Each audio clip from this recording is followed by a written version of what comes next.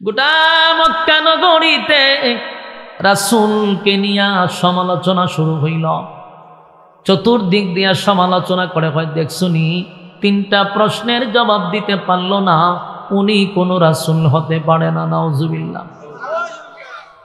আল্লাহর পয়গম্বর নিজেই চিন্তিত হয়ে গেল, নিজেই আশ্চর্য হয়ে গেল।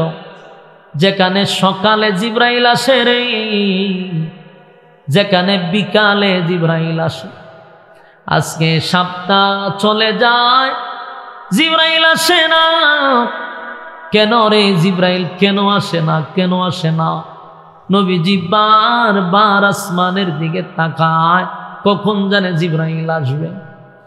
আর গোটা মক্কায় নবীর বিরোধিতা শুরু হয়ে গেছে রে।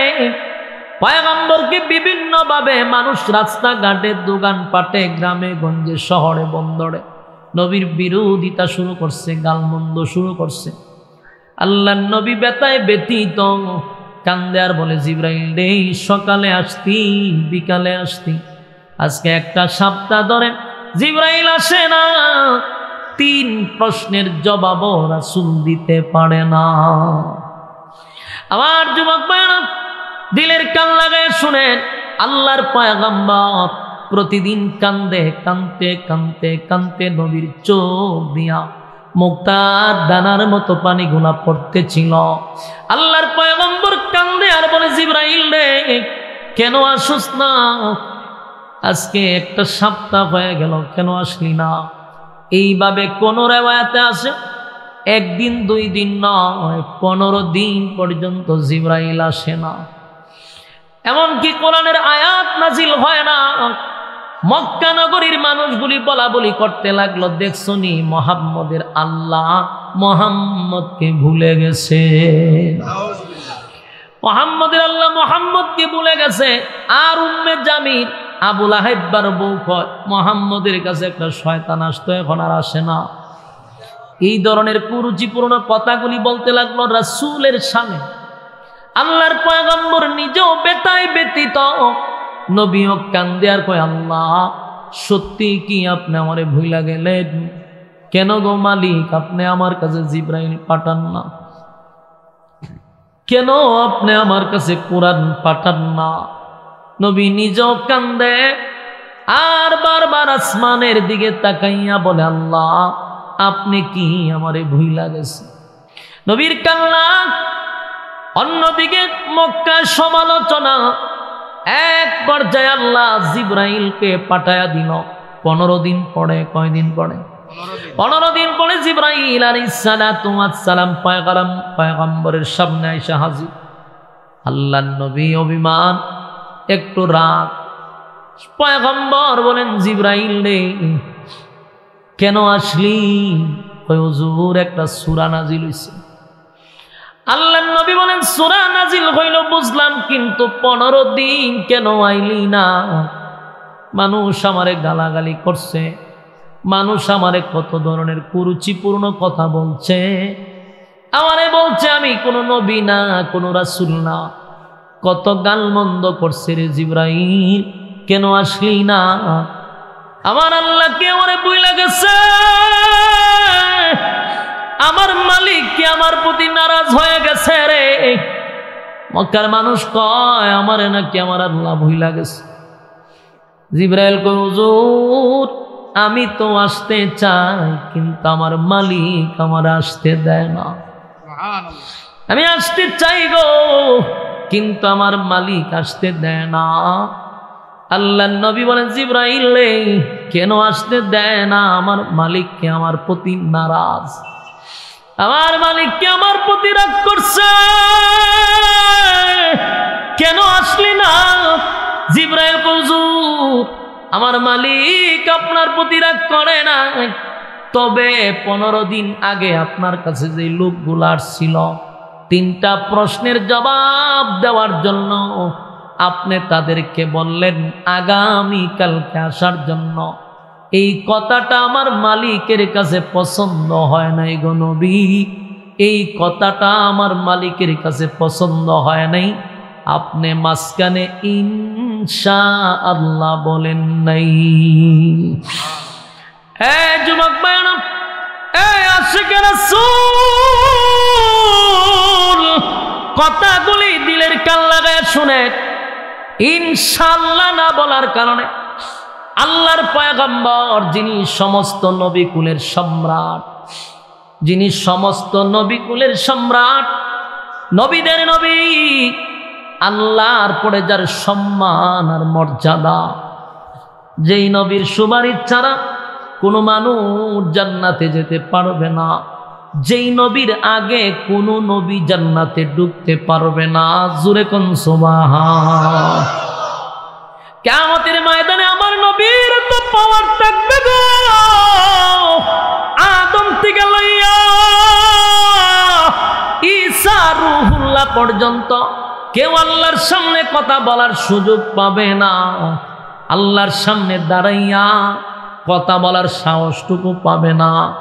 যেই নবী সেদিন আল্লাহর সামনে দাঁড়ায় কথা বলবে, উম্মতের সুপারিশ করবে, সমস্ত নবী কুলের সম্রাট, সমস্ত নবীদের আগে নবী জান্নাতে ঢুকবে, সমস্ত নবীর উম্মতের আগে নবীর উম্মত জান্নাতে ঢুকবে। আল্লাহর পরে যার সম্মান আর মর্যাদা, যারে সুন্দর বানাইয়া আল্লাহ পৃথিবী সুন্দর করছে, সেই নবী ইনশাআল্লাহ না বলার কারণে আমার মালিক 15 দিন ওহী বন্ধ করে দিছে। এ যুবক ভাইরা, আমার মালিক কেন গো ওহী বন্ধ করে দিল?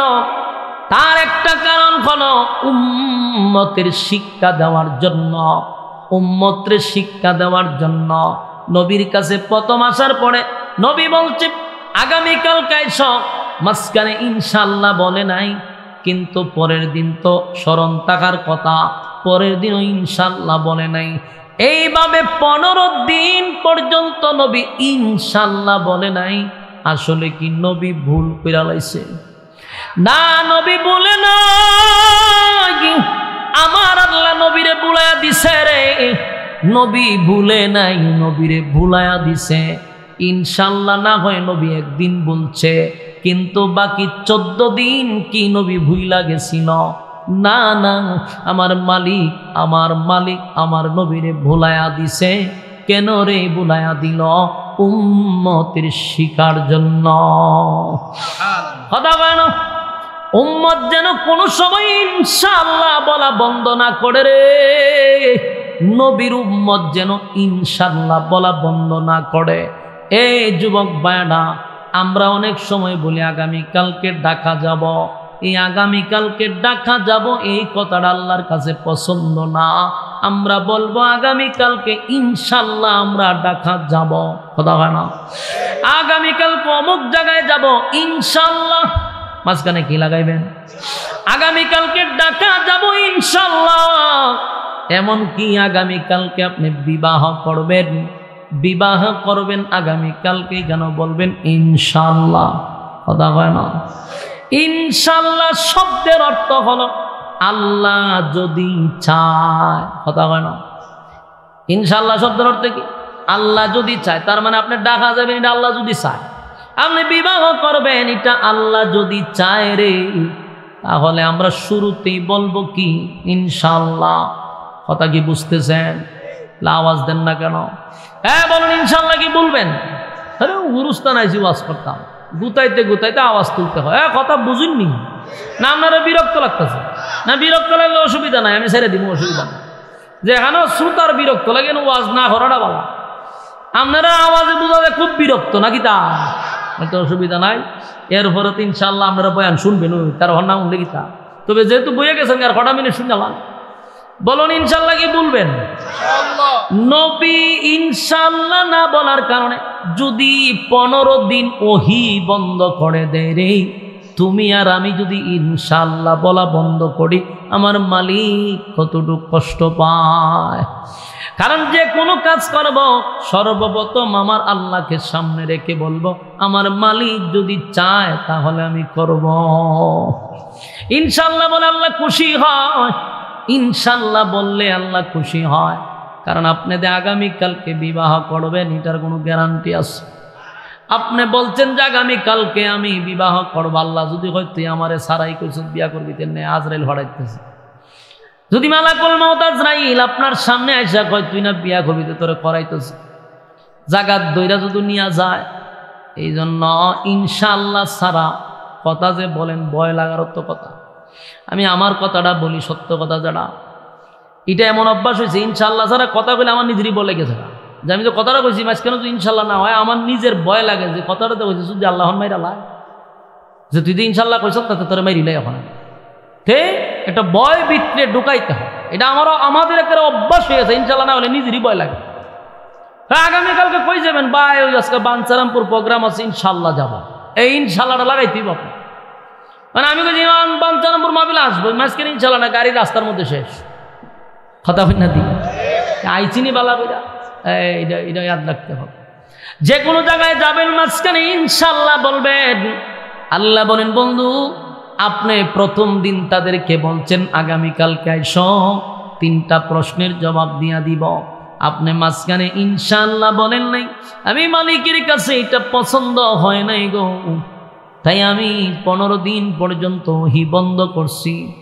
আল্লাহ নবী বলেন মালিক এই কারণে 15 দিন আপনি ওহী বন্ধ করে দিছেন। মক্কার মানুষ আমারে বলে আপনি নাকি আমারে বইলা গেছেন গো মালিক, আপনি কি আসলে আমার প্রতি রাগ করছেন? আপনি কি আমারে ভুইলা গেছেন? আল্লাহ রাব্বুল আলামিন তখন এই ঘটনার কেন্দ্র করিয়া আমার নবীরে খুশি করার জন্য আল্লাহ তখন সূরা দুহা নাজিল করে। আমার তেলাওয়াত কি তো শোনা, এই সূরাটা নাজিল হয় রে। আল্লাহ বলেন বন্ধু গোটা মক্কা নগরীতে সবার মুখে মুখে আপনার মালিক আপনাকে ভুলে গেছে।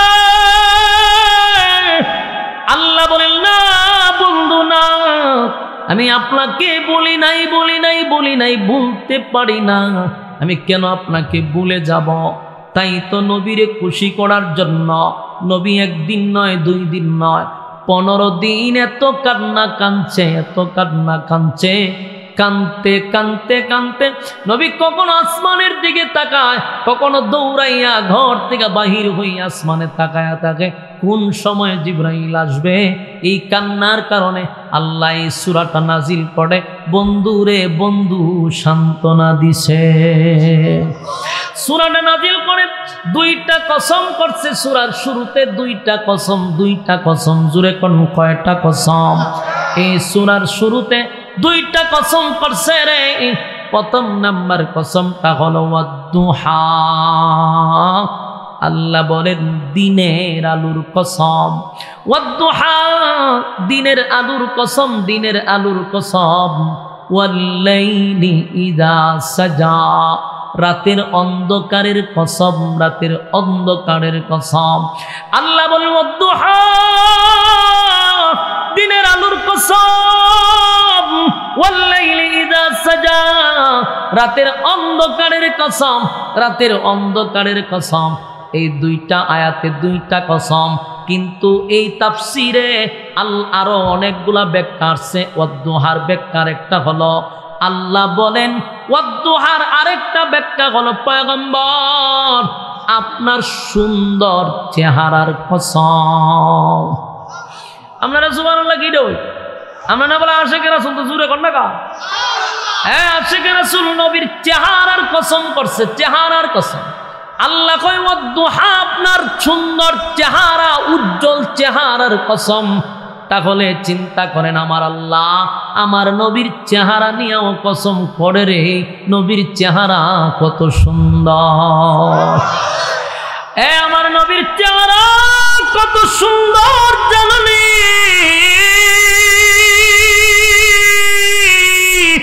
সাহাবায়ে কেরামরা বলে আমাদের পেটে যদি কিদা লাগে রে, প্রচন্ড কিদায় যখন স্থির হয়ে যায়, বরদাস্ত করতে পারি না, তখন নবীর সুন্দর চেহারার দিকে তাকায়া থাকি।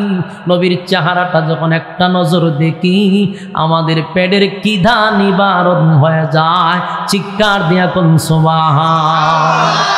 আমার নবীর চেহারা কত সুন্দর, চেহারার দিকে তাকাইলে পেটের খিদা নিবারণ হয় গো। যেই নবীর চেহারার দিকে তাকাইলে খিদা নিবারণ হয়। কত রহমতের নবী, কত মায়ার নবী। আল্লাহ হয় আমার নবীরে পাঠাইছি রহমত স্বরূপ। এই জন্য আল্লাহ বলেন ওয়ামা আরসালনাকা ইল্লা রাহমাতাল লিল আলামিন।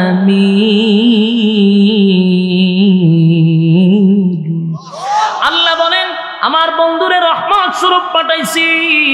যেই নবী তোমাদের জন্য রহমত, দুনিয়ার জন্য রহমত, মানুষের জন্য রহমত, জিন্নাতের জন্য রহমত, গাছের জন্য রহমত, মাছের জন্য রহমত, পানির জন্য রহমত, সব কুল কায়নাতের জন্য আমার নবী হলেন রহমত।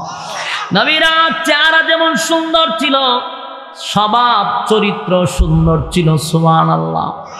চেহারা যতই সুন্দর হোক, মানুষের যদি চারিত্রিক সুন্দর না থাকে, এই সুন্দর চেহারার চার পয়সার কোনো দাম আছে?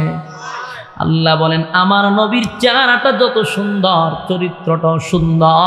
আমার নবীর চরিত্রের ব্যাপারে আমি কোরআনে সার্টিফিকেট দিয়া দিছি।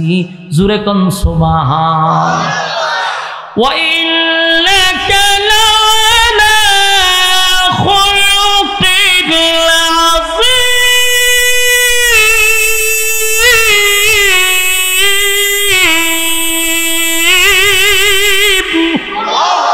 আল্লাহ কয়ে যেমন সুন্দর চেহারা তেমন তার চরিত্র। নবীর চেহারা শুধু সুন্দর ছিল এমনটা নয় গো, নবীর চরিত্র সুন্দর। আল্লাহ বলেন আমার বন্ধুর চেহারার কসম করছি, আমি বন্ধুর চেহারার কসম করছি। ওয়াদ্দুহা, আপনার সুন্দর চেহারার কসম, আপনার সুন্দর চেহারা, উজ্জ্বল চেহারার কসম। তাহলে একটা হলো ওয়াদ্দুহার ব্যাখ্যা। ওয়াদ্দুহা দিনের কসম, দিনের আলোর কসম। চাষতের সময় যে নমাজটা পড়ে, ওই সময় যে রুদ্রটা উঠে, ওই সময়ের কসম করছে আল্লাহ। আল্লাহ বলেন দিনের আলোর কসম, সুন্দর চেহারার কসম।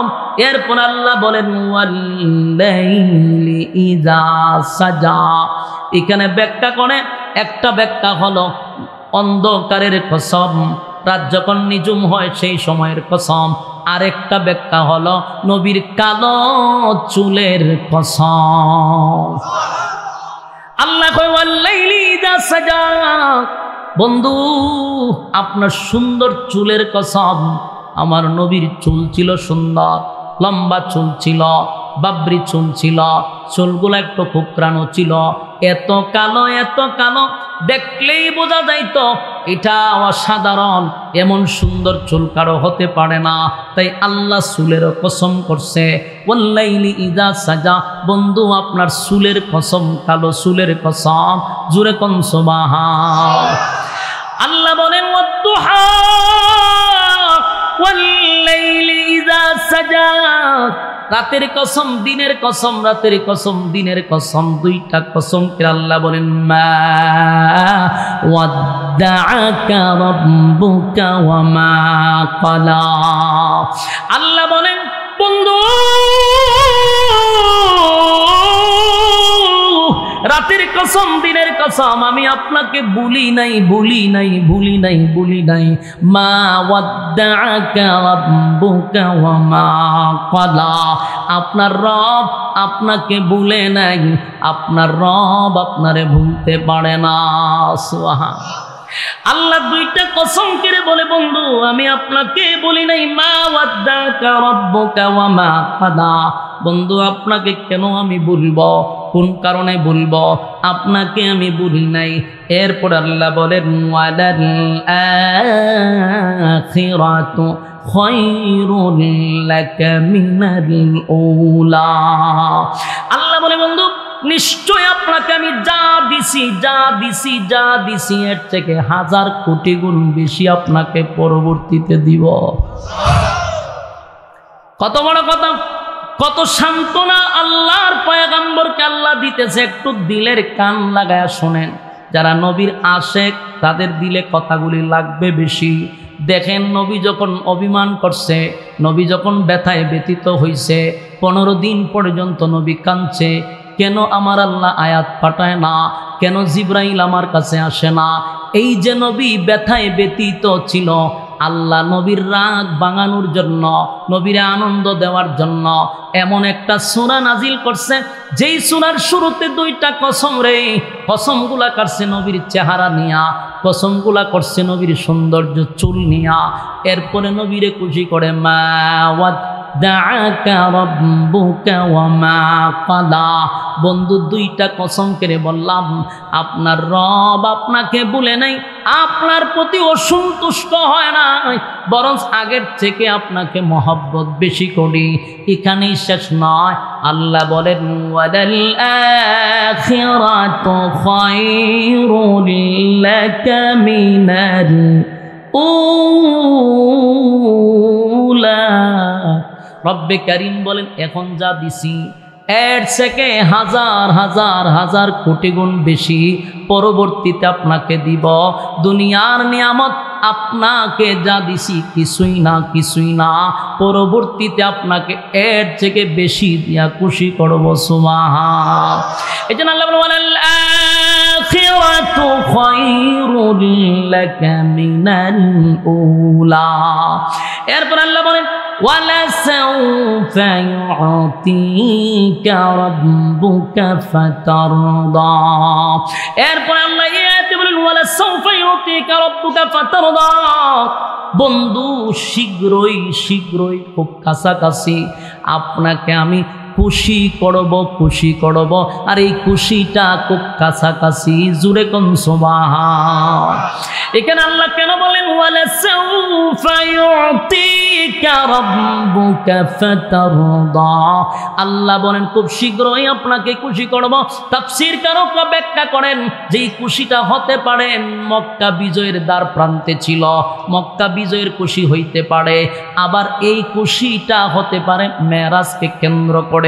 আবার এই খুশিটা হতে পারে নবী আল্লাহর কাছে কিছু দরখাস্ত করছিল উম্মতের ব্যাপারে, হয়তোবা সবগুলি দরখাস্ত আল্লাহ মঞ্জুর করবে। এই জন্যই আল্লাহ বলছেন ওয়ালাসাউফা ইউতিকা রাব্বুকা ফাতারদা। আপনার রব আপনাকে খুব শীঘ্রই খুব খুশি করবে, আপনাকে খুব খুশি করবে, আপনাকে দিতেই থাকবে, আপনি আনন্দিত হবেন। আপনার রব আপনারে ভুলে নাই। সুবহান। বন্ধুরে বন্ধু,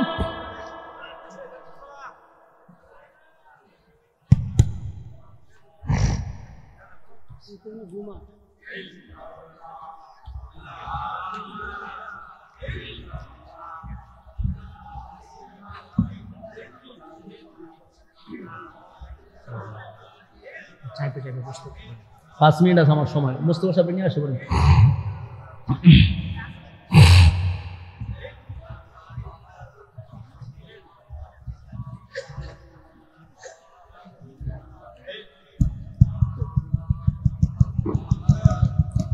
লা ইলাহা ইল্লাল্লাহ, লা ইলাহা। মুস্তফা বাইরে নিয়ে আসেন। আজকের মাহফিলের আমার পরবর্তী বক্তা মুস্তফা ভাইকে নিয়ে আসেন। গোলাম মুস্তফা ভাই। লা ইলাহা ইল্লাল্লাহ, লা ইলাহা ইল্লাল্লাহ মুহাম্মাদুর রাসূলুল্লাহ সাল্লাল্লাহু আলাইহি ওয়াসাল্লাম। আল্লাহ রাব্বুল আলামিন বলেন ওয়ালাসাউফা ইউতিকা রাব্বুকা ফাতারদা। আপনার রব আপনাকে শীঘ্রই খুশি করবে। হ্যাঁ যুবক বান্ধব, এখানে আল্লাহ রাব্বুল আলামিন বন্ধুরে খুশি করতে গিয়া আল্লাহ বলেন খুব শীঘ্রই আপনাকে আমি খুশি করব। তার মানে আল্লাহ কি নবীর প্রতি বেজার? বেজার হইলে কি খুশি করত? এরপর আল্লাহ বলেন আলাম ইয়াজিদকা ইয়াতীমান ফাআওয়া। এই কথাগুলি অত্যন্ত সুন্দর করে নবীরে অভিমান ভাঙাইতেছিল। আল্লাহ বলেন বন্ধু আপনি বলতেছেন আমি আপনারে ভুলে গেছি। কেন গো বন্ধু, আপনাকে কেন ভুলে যাব? আলাম ইয়াজিদকা ইয়াতীমান ফাআওয়া। আপনাকে আমি এতিম অবস্থায় পেয়েছিলাম, আপনি তো এতিম ছিলেন, আপনার কেউ ছিল না। আপনি এতিম ছিলেন, আমি আল্লাহ আপনাকে আশ্রয় দিছি গো। আপনি এতিম ছিলেন, আমি তো আপনাকে আশ্রয় দিছি। আপনি কি এতিম অবস্থায় ছিলেন না? আমি কি আপনাকে আশ্রয় দেই নাই? সুবহানাল্লাহ।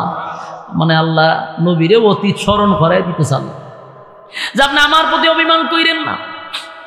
আমি বলি না কেন আমি আপনাকে এতিম অবস্থায় পেয়েছিলাম, আমি আপনাকে আশ্রয় দিছি, আপনি কেন বলেন ভুলে গেছি? এরপর আল্লাহ বলেন ওয়াজাদাকা দাল্লান ফাহাদা। এর পরের কথা হলো আমি কি আপনাকে পথ হারা অবস্থায় পাই না? আমি তো পথ হারা অবস্থায় আপনাকে পেয়েছি, আপনাকে আমি আবার আপনাকে পথ দেখায়া দিছি। কথা কি বুঝতেছেন? আল্লাহ রাব্বুল আলামিন এই কথা দিয়ে কি বুঝাইলেন? নবী পথ হারা কেন ছিল না, এটা ওই পথের কথা বলে নাই। কারণ যারা এতিম হয়, যাদের মা বাবা থাকে না, যাদের আত্মীয় স্বজন থাকে না, এই ছেলেগুলা তো সমাজের মধ্যে বিশৃঙ্খলা সৃষ্টি করে। এই ছেলেগুলা হয় টোকায়, এই ছেলেগুলা হয় পথভ্রষ্ট। ঠিক নেই? যাদের মা বাপ নাই, গার্জেনই নাই, এরা লেখাপড়াও করতে পারে না, এরা অনাথ হয় এবং তাদের জন্য কোনো সুযোগ সুবিধাও থাকে না। এই জন্য একটা সময় ছেলেগুলা শিশু জ্ঞান হয়ে উঠে। ঠিক নেই? কথা কি শুনতেছেন আপনারা? আপনার মনোযোগটা এত কমে গেল গা। আমার কথাগুলি একটু দিলের কান লাগায় শুনে। ও জুরাইছে, আমি ছেড়ে দিতেছি 2 মিনিট, মনোযোগটা শুনেন। আল্লাহ বলেন আপনাকে কি আমি পথহারা অবস্থায় পাই নাই? তার মানে নবী কি পথহারা ছিল? ওইটা বোঝায় নাই। আল্লাহ নবীরে কৃতজ্ঞতা বলতেছে যে আপনি কেন কেন ভুলে গেছে। যাদের কোনো মা নাই, বাবা নাই, এতিম অবস্থায় থাকে, তারা তো পথভ্রষ্ট হয়ে যায়। কিন্তু আমি আল্লাহ তখন আপনার সাথে ছিলাম, আপনাকে পথভ্রষ্ট হতে দেই নাই, আমি আপনাকে আশ্রয় দিছি। হ্যাঁ, সুবহানাল্লাহ। বন্ধুরে বন্ধু বুঝাইতেছে আপনি এতিম ছিলেন, তখনও ছিলাম। আপনি যখন পথহারা অবস্থায় ঘুরতেছেন, আমি তখন আপনার পাশে ছিলাম। আর এখন বুঝি আপনার ভুলা জামরি কেমনে কম। আল্লাহ কয় না বন্ধু না, আমি আপনাকে বলি নাই ওয়াজাদাকা আইলান ফাআগনা। এই আয়াতের কথা হলো আপনি কি নিঃস্ব ছিলেন না, তার মানে আপনি গরিব ছিলেন, আমি আল্লাহ আপনাকে ধনী বানায়া দিছি।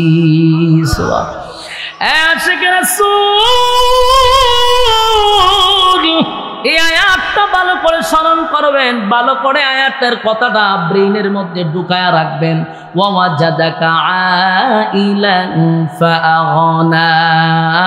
আল্লাহ বলেন আপনি কি নিঃস্ব ছিলেন না, আমি কি আপনাকে ধনী বানাই নাই? এখানে আল্লাহ কি বলছে? আপনি একটা সময় গরিব ছিলেন, আমি আপনাকে ধনী বানাইছি। তার মানে আমার নবী একটা সময় ধনী ছিল। কথা বলি, আমাদের দেশের আলেমরা, সব আলেমের কথা বলি না, আমাদের দেশে একটা ওয়াজ প্রচলিত, যেই ওয়াজের কারণে আজকে নাস্তিকরা সুযোগ পাইছে, যেই ওয়াজের কারণে নাস্তিকরা 2 কথা বলার সাহস পায়। এটা হলো আমাদের মাহফিলে গিয়া ওয়াজ সারাটা জীবন একটাই করে যে আমার নবী গরিব আছিল, পেটে পাথর আছিল। করুণ কাহিনী শোনায় মানুষটার নবীরে গরিব বানাইতে বানাইতে এমন জায়গায় নিছে, নবীর পেটে পাথর ছিল, নবী গরিব ছিল। আমরা জানি আমার নবী গরিব ছিল, পেটে পাথর বাঁধছিল, কিন্তু এর পরের জায়গা কেন ওয়াজ করস না? হারা তোরা চিনি ওয়াজই করস। এরপরে যে আমার নবী দেশের রাষ্ট্রনায়ক ছিল, দেশের প্রেসিডেন্ট ছিল, সেই ওয়াজ কেন করস না? কথা বাস্তব না বাস্তব? বাংলাদেশের টেকনাফ থেকে তেতুলিয়া এক ওয়াজ শুরু হয়েছে, নবী গরিব ছিল, নবীর পেটে পাথর ছিল, নবী সালা বিছায়া ঘুমাইছে। এই সমস্ত বক্তাগুলির আগে সার্চ করা দরকার। এগুলো আমার নবীর ইজ্জতের সম্মান নষ্ট করতে চায়, আলেম সমাজের সম্মান নষ্ট করতে চায়। একটা সময় নবী গরিব ছিল মেনে নিলাম, নবী যে দেশের রাষ্ট্রনায়ক ছিল, এই ওয়াজ করস না কেন? আমার নবী দেশের প্রেসিডেন্ট ছিল, সেই ওয়াজ করস না কেন? আজকে যদি সেই ওয়াজ চলতো, তাহলে নাস্তিকরা বলতো না যে আলেমরা রাজনীতি করে কেন? আলেমরা রাজনীতি করে কেন? এই কথা আমাদেরকে বলে 2 টাকার নাস্তিক আর মুরতাদগুলি বলে আপনি আপনারা ওয়াজ নসিহত করবেন, মসজিদে থাকবেন, মাদ্রাসায় থাকবেন, আপনারা কেন রাজনীতি করবেন? তাৎপর দিয়ে দাঁত ফালায় দেওয়ার দরকার ছিল যে রাজনীতি করি মানে রাজনীতি শিখছি স্বয়ং রাসূল আরবি সাল্লাল্লাহু আলাইহি ওয়াসাল্লামের কাছ থেকে। আমার নবী দেশের রাষ্ট্রনায়ক ছিল, নবীর পরে হযরত আবু বকর দেশের প্রেসিডেন্ট ছিল, আবু বকরের পরে উমর দেশের প্রেসিডেন্ট ছিল, উমরের পরে উসমান ছিল দেশের প্রেসিডেন্ট, আলী ছিল প্রেসিডেন্ট। আমরা রাজনীতি হইতে শিখছি কেন? কয় ওই যে নবী সালাত ঘুমাইছে, নবী ফেডো ভাত বাড়ছে, এগুলা করে নবীর শান বাড়ানোর উদ্দেশ্য নয়, নবীর শান কমানোর উদ্দেশ্য। আর এই ওয়াজ শুনে শুনে মানছে কয় হুজুররা গাড়ি লিয়া ধরলে কয় ও নবী না বলে ফেডো ভাত বানছে, আমরা যদি গাড়ি দিয়ে চলা। যদি নবী এই যুগে থাকতো পৃথিবীর শ্রেষ্ঠ গাড়িটা নবী চালাইতো।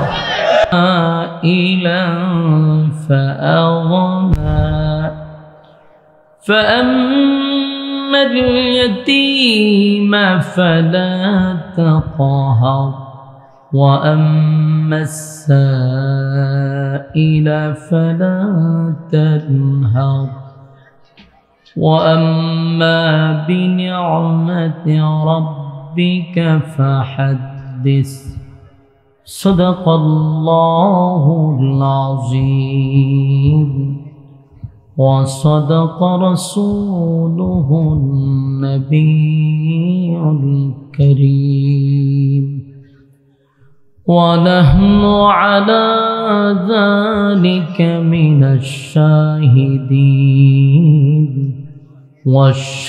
والشاكرين والحمد لله رب العالمين।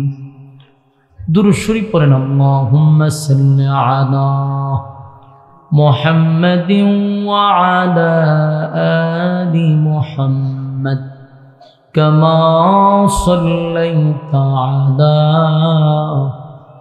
ইব্রাহিম ওয়া আলা আলি ইব্রাহিম ইন্নাকা হামিদুম مجيد اللهم بارك على محمد وعلى آل محمد كما باركت على إبراهيم وعلى إنك حميد مجيد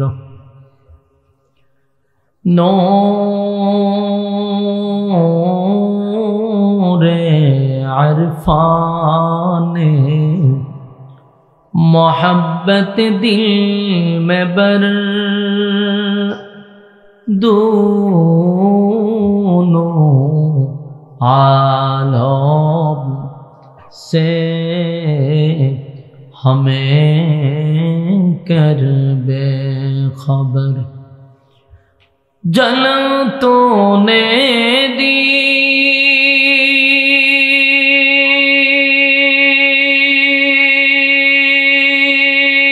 है मेरे दिल में यारों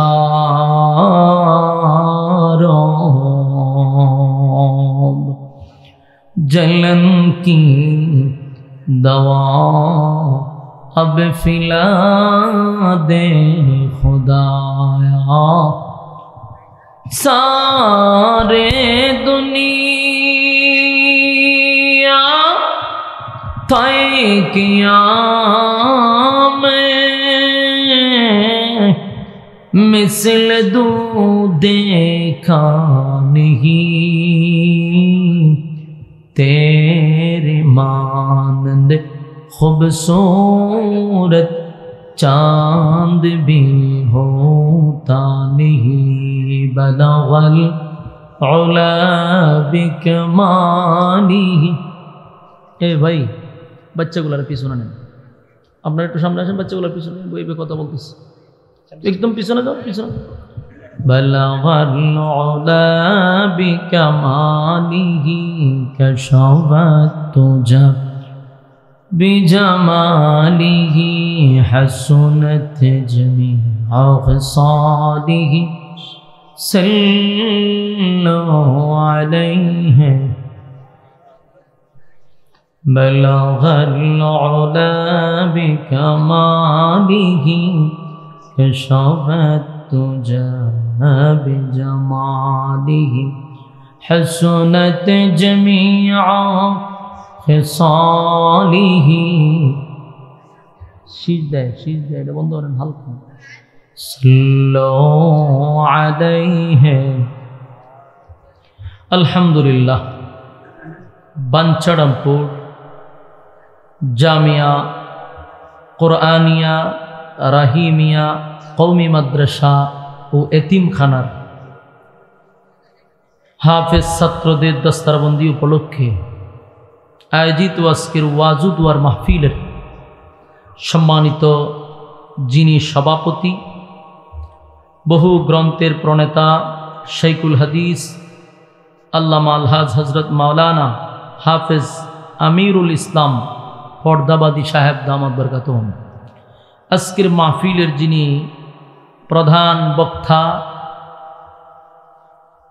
বাংলাদেশের সুপরিচিত একজন কীর্তিমান আলেমে দ্বীন,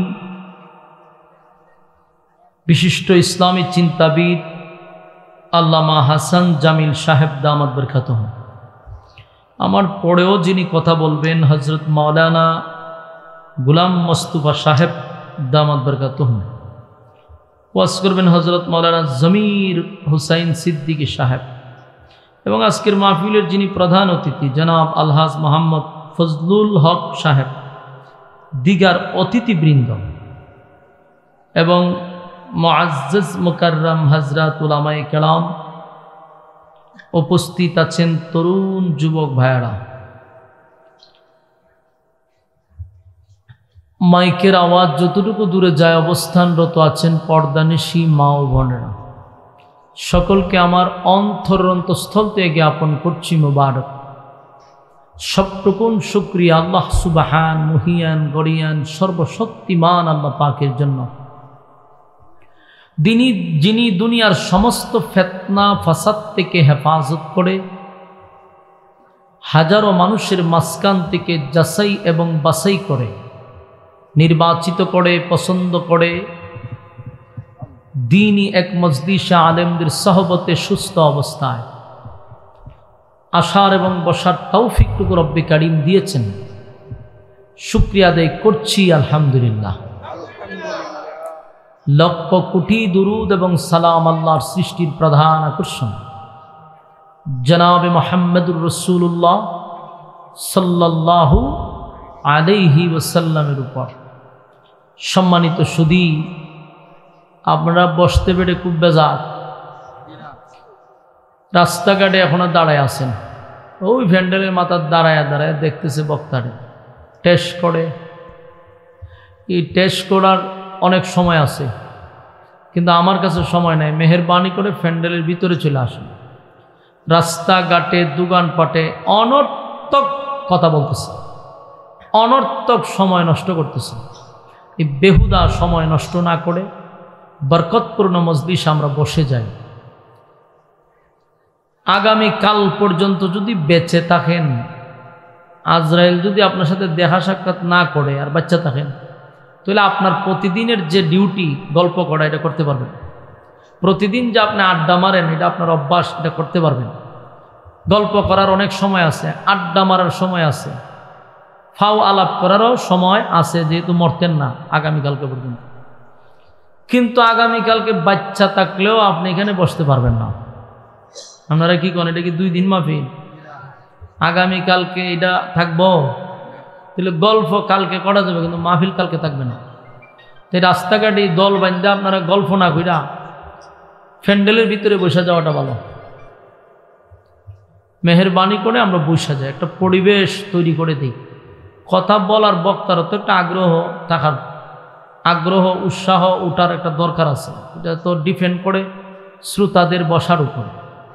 আপনারা এলোমেলু, আমার কথা গুছাল হইব কীভাবে? আপনারা দাঁড়ায় দাঁড়ায় ফ্যান্ডেলের মাথাত আমার দেহে, ফ্যান্ডেলের মাথাত না থেকে ফ্যান্ডেলের ভিতরে ঢুকেন। আর যদি ভালো না লাগে তাহলে ফ্যান্ডেলের মাথার থেকে চলে যান অন্তত পক্ষে, ওই পিছনে গিয়া গল্প করেন।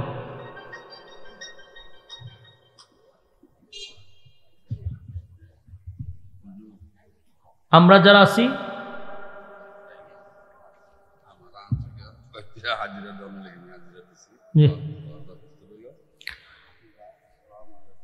আপনারা যারা রাস্তাঘাটে আছেন মেহেরবানি করে প্যান্ডেলে চলে আসেন, প্যান্ডেলে চলে আসেন।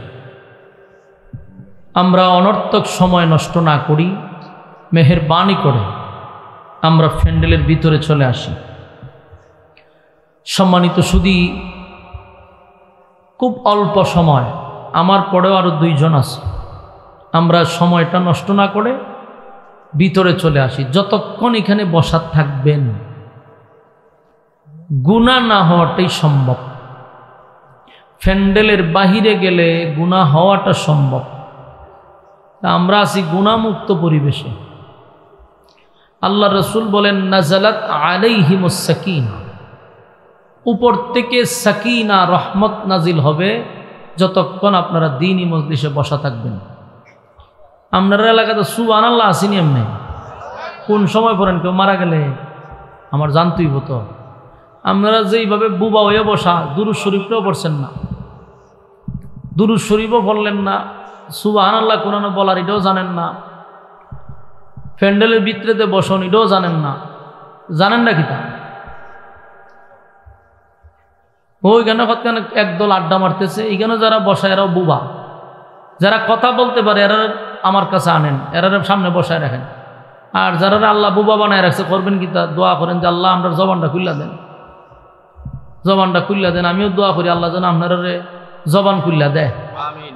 হ্যাঁ হ্যাঁ, যেহেতু বুবা বানাইছে করবেন কি তা? বৈশা যান, বৈশা যান। একটু মাঝে মধ্যে হান না ঠিক বেঠিক বইলেন, যে হানও যেটা লাগাইবার লাগাই নিবেন। তো এইখানে যতক্ষণ বসা থাকবেন উপর থেকে কি নাজিল হবে? সাকিনা রহমত। কত বড় সৌভাগ্য আপনাদের। এই জন্য যারা রাস্তাঘাটে আসি তাদের উপরে কি রহমত নাজিল হইবনি? ঠাডা পড়ার সম্ভাবনা আছে, রহমত তো দূরের কথা। এই জন্য এখানে যারা বসছেন এরা নিরাপদ, বাহিরে নিরাপদ না। আমরা দিলের কান লাগায়া কথাগুলি শ্রবণ করব ইনশাআল্লাহ। আমি আপনাদের সামনে সূরায়ে দুহা তেলাওয়াত করছি, কমপ্লিট তেলাওয়াত করছি। এই সূরাটা নাজিল হয়েছে মক্কাতুল মুকাররমায়। নাজিলের মূল কারণ কয়েকটা ছিল, এটার শানে নজুল অনেকগুলা পাইছে। তো এই দুহা নাজিল হয়েছে মক্কাতুল মুকাররমায়। এর একটা কারণ উল্লেখ করা হয় যে রাসূল সাল্লাল্লাহু আলাইহি ওয়াসাল্লাম অসুস্থ ছিলেন। অসুস্থতা তার থাকার কারণে উনি বাড়াইছেন, একটু কমান। অসুস্থ থাকার কারণে পয়গম্বর প্রতিদিন তাহাজ্জুদের নামাজ পড়ত গভীর রাত্রে উঠা। তো অসুস্থ হয়ে গেছে, তো তাহাজ্জুদের নামাজ পড়ার জন্য আর উঠতে পারতেছে না। তো রাসূল যে তাহাজ্জুদের নামাজ পড়ার জন্য গভীর রাত্রে উঠত, ওইটা যে তাহাজ্জুদের তেলাওয়াত করত, এই তেলাওয়াত শোনার জন্য মক্কার অনেক মানুষ অপেক্ষা করত। সবচেয়ে বড় কথা হলো যারা প্রতিদিন রাসূলের বিরোধিতা করত, সবচেয়ে বিরোধী যারা ছিল, ঠিক তারাই রাসূলের তেলাওয়াত শোনার জন্য ও রাত্রের বেলা জায়গা থাকত। এদের মধ্যে একজন প্রতিবেশী ছিল, রাসূলের খুব কাছের প্রতিবেশী, হইল গিয়া আবুল আহাবের ফ্যামিলি। তো আবুল আহাবের বউ,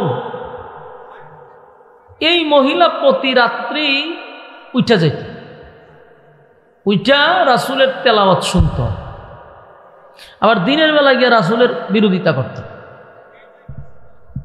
তো রাসূল সাল্লাল্লাহু আলাইহি ওয়াসাল্লাম অসুস্থতার কারণে উনি আর উঠতে পারেন। তো এই মহিলা রাত্রে জায়গা থাকেন।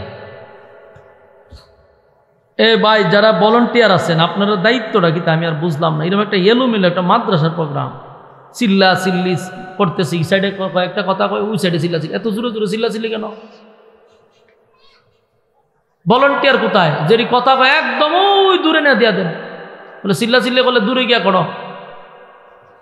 নিজে ওয়াজ শুনতো না, কাউরে শুনতেও দিত না। রাসূল সাল্লাল্লাহু আলাইহি ওয়াসাল্লাম অসুস্থতার কারণে উনি উঠতে পারেন। আর অন্যদিকে উনার তেলাওয়াত শোনার জন্য ওই উম্মে জামিল রাসূলের শাসি মানে আবুল আহাবের বউ, সে প্রতিদিন ঘুম থেকে উঠতে বসে থাকে যে কখন উনি দাঁড়াইব, তেলাওয়াত করবার সে শুনব।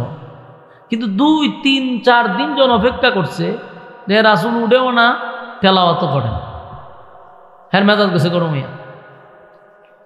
এই মহিলা করলো কি, রাসূলের কাছে গেছে পরের দিন, গিয়া বলল যে মুহাম্মদ, তুমি এখন দিয়ে আর গভীর রাত্রে উঠো না, তেলাওয়াত করো না। কারণটা কি?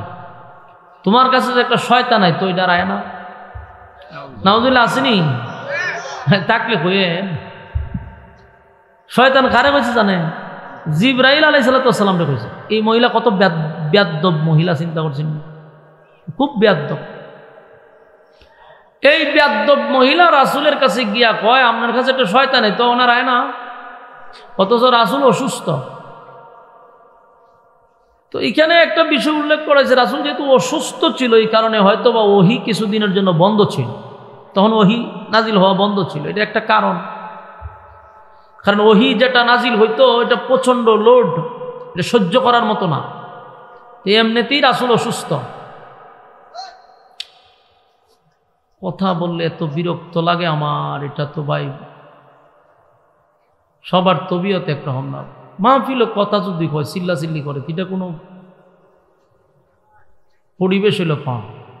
আমরা এতগুলো ভলান্টিয়ার, এরপরে মানুষের ফ্যান্ডেলি ভিত্তিতে কথা বলবো কেন? কথা বললে মনোযোগ জাগা। আপনারা হাত ভাও ধরে কথা কয় না, আমি গেলে পরে আপনারা যত কান ভারেন চিল্লাইন। মনোযোগ দিয়ে একটু শুনেন। আমি আপনার কাছে কি গল্প করবার লেগাইছি, মাশাল্লাহর জিকির উনাইবার লেগাইছি আর নাচবার লেগাইছি নি? নাচা নাচি আর যেখানে গুতাগুতি হয় এখানেও আপনার মনোযোগ লাগে না।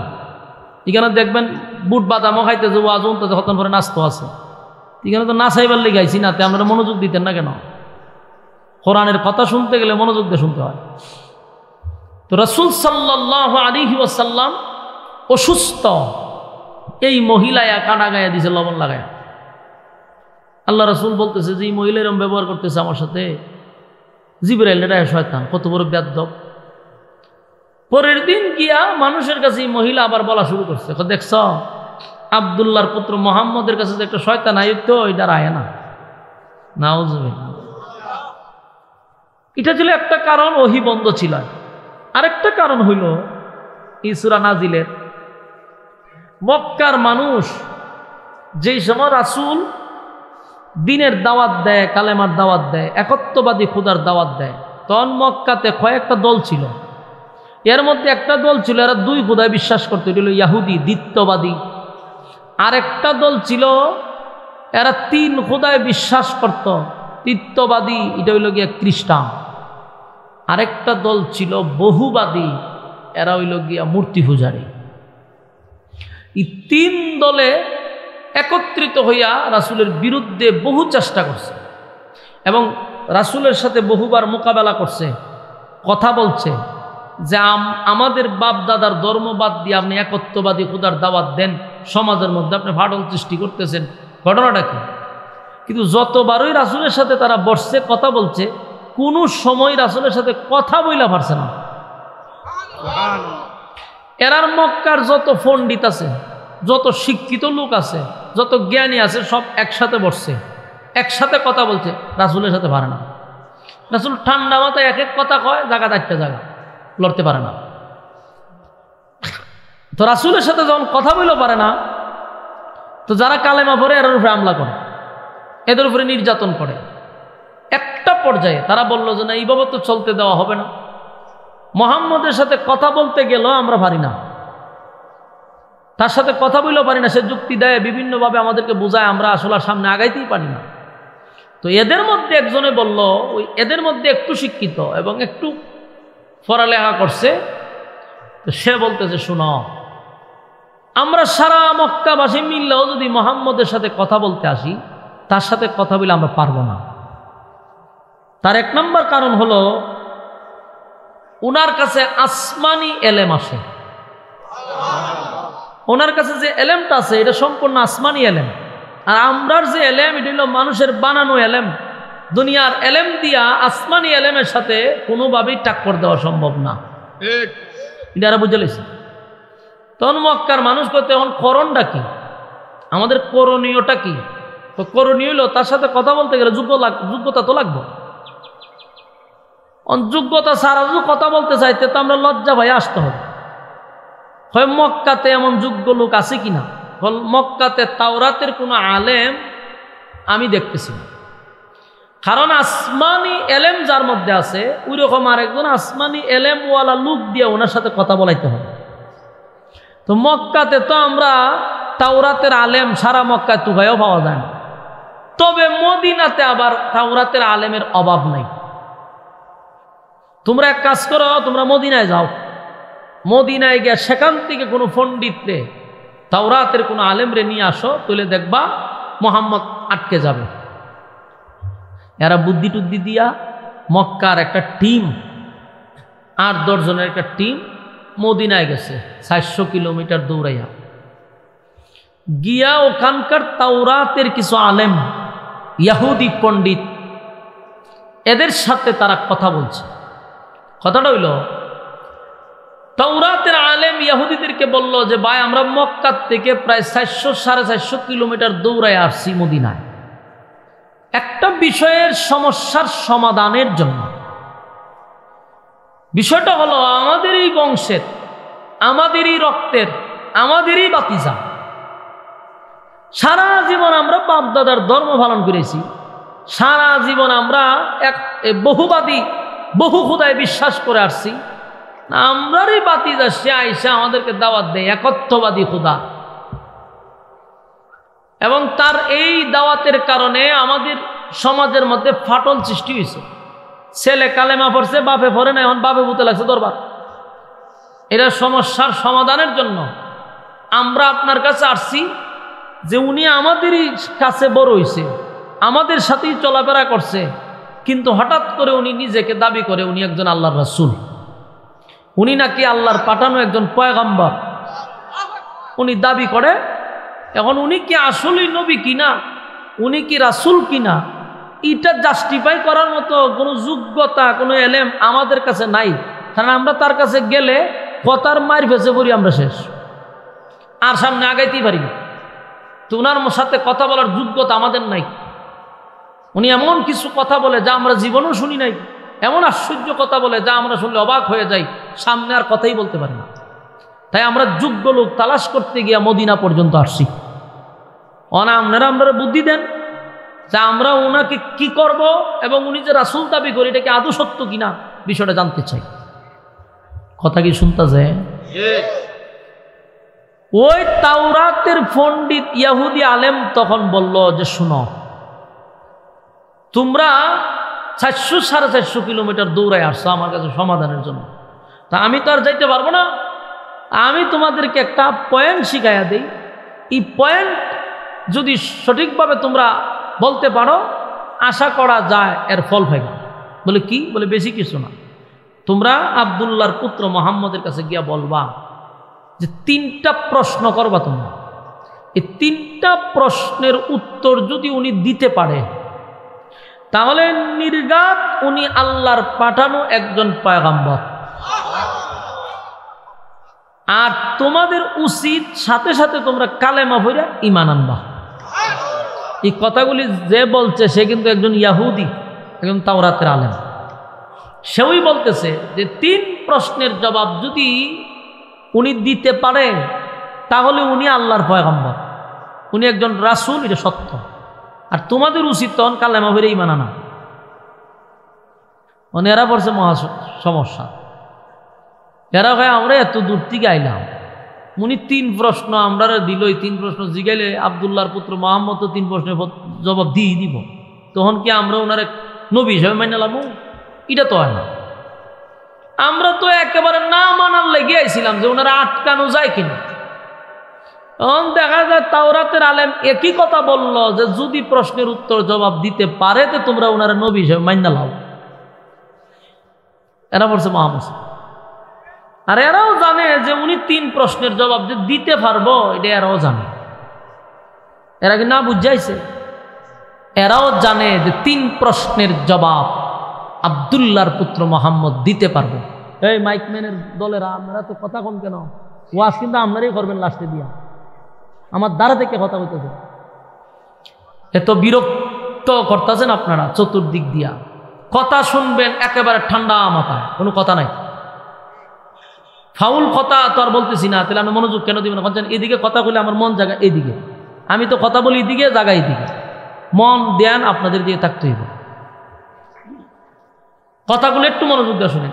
এই 10 জন লোক 400 কিলোমিটার দূরে দৌড়ে 2-3 দিনে গেছে, কিন্তু এরা যাওয়াটা এরা নিজে নিজে আমরা ব্যর্থ।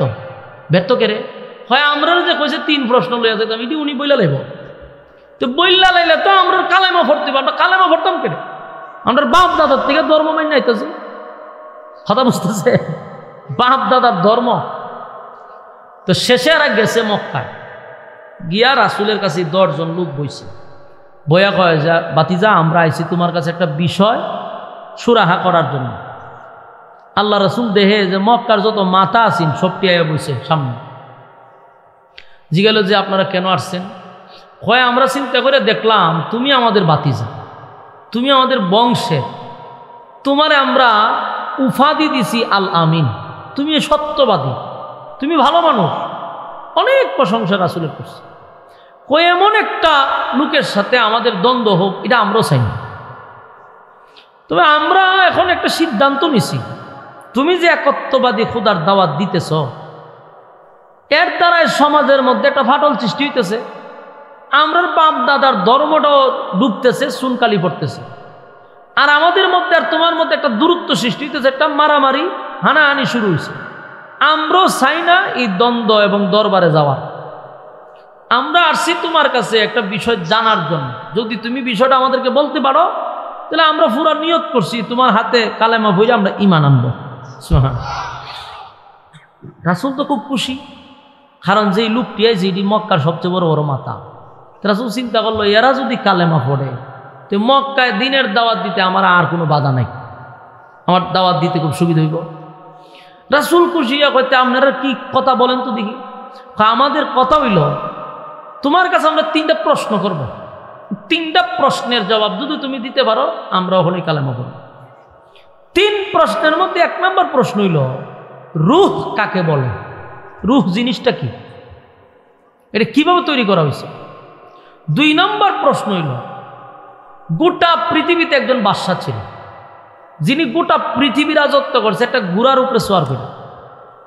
ওই মাসরিক থেকে মাগরিব পর্যন্ত সূর্য যেখানে উঠে এখানেও গেছে, সূর্য যেখানে অস্ত যায় সেখানেও গেছে। উনি গোটা পৃথিবী রাজত্ব করছে। ওই বাদশার নাম এবং তার ডিটেলস আমাদেরকে বর্ণনা করেন। 2 নম্বর প্রশ্ন। 3 নম্বর প্রশ্ন হইল 7 জন যুবক, ওই আসহাবে কাহফের ঘটনা, 7 জন যুবক একটা গুহার ভিতরে ছিল। তারা কতদিন ছিল, কতদিন ঘুমায়া ছিল, এর ডিটেলস বর্ণনা আমাদের কাছে করেন। প্রশ্ন হইল 3টা। রাসূল বলল এই 3টা প্রশ্নের জবাব দিতে হলে কালেমা পড়বেন। বলে অবশ্যই, আমরা নিয়ত করলিছি। রাসূল বলল ঠিক আছে, আপনারা আগামীকালকে আসেন, আমি 3 প্রশ্নের জবাব দিয়া দিব। তো এরা 3 জন চলে গেছে, সবাই চলে গেছে। রাসূলের ধারণা হইল সকালে জিব্রাইল আসে, বিকালে জিব্রাইল আসে। তো যেই সময় জিব্রাইল আইব আমি 3 প্রশ্ন বলবো, উত্তর দিব, আর এরা বইলা দিব, শেষ। কিন্তু এদিন আর জিব্রাইল আসেনি। সারাদিন অপেক্ষা করছে, জিব্রাইল আয় না। হুমা রাত্রেও জিব্রাইল আয় না। ঘটনা কি রে? পরের দিন তো এই 10 লোক আবার উপস্থিত। হ্যাঁ আব্দুল্লাহর পুত্র মোহাম্মদ, তোমার কথা অনুযায়ী আমরা এসে পড়ছি, কারণ আমরা 3 প্রশ্নের জবাব দাও। রাসূল কন কেমনে কমু? কারণ রাসূল কি নিজের থেকে কোনো কথা বলতেন না? আল্লাহ যা জানাইতেন তা বলতেন। কিন্তু এখন জিব্রাইল তো আসে নাই, তো কইতে কইব। রাসূলকে আগের থেকে এমনি গায়েব টায়েব জানতো? তো গায়েব যদি জানতো তো 3 প্রশ্নের জবাব দিল না কেন? মনোযোগ দিয়ে একটু শুনলেন। আবেগে লাফাইবেন কম, আমরা বুঝি কম, লাফাই বেশি। 3 প্রশ্ন লইয়া যে সময় আছেন, রাসূল যদি গায়েবই জানতো তো 3 প্রশ্নের জবাব তো তখনই দিয়ে দিত। কেন বললো যে আগামীকালকে আসেন? তার মানে রাসূলের সিদ্ধান্ত হলো আল্লাহ জানাইব, তারপরে জানাবো। তা আমরা যদি রাসূল গায়েব জানে, তো গায়েব জানলে তে আর হয়তো করে আগামীকালকে পণ্ডিতের দলগুলির দইরা বাইন্দা জিগানির দরকার। কহ রাসূল কেন এই 3 প্রশ্নের জবাব দিতে গিয়ে 15 দিন লাগলো আমার? কহ তুই কস গায়েব জানোস, গায়েব যদি জানে তে অপেক্ষা করতো কেন? আল্লাহ জানাইবার আগে তুই জানা লইতো। আর যদি রাসূলও গায়েব জানে, আল্লাহ গায়েব জানে, তা আল্লাহর নবী তো সমান হয়ে গেল গা, মাঝখানে আর ছোট বড় হয়ে রইল। বুঝার চেষ্টা করা দরকার। রাসূল সাল্লাল্লাহু প্রশ্নের জবাব দিতে গিয়ে আজকে একটা সপ্তাহ ধরে আমাদেরকে খালি করে আজকে না কালকে, আজকে না কালকে।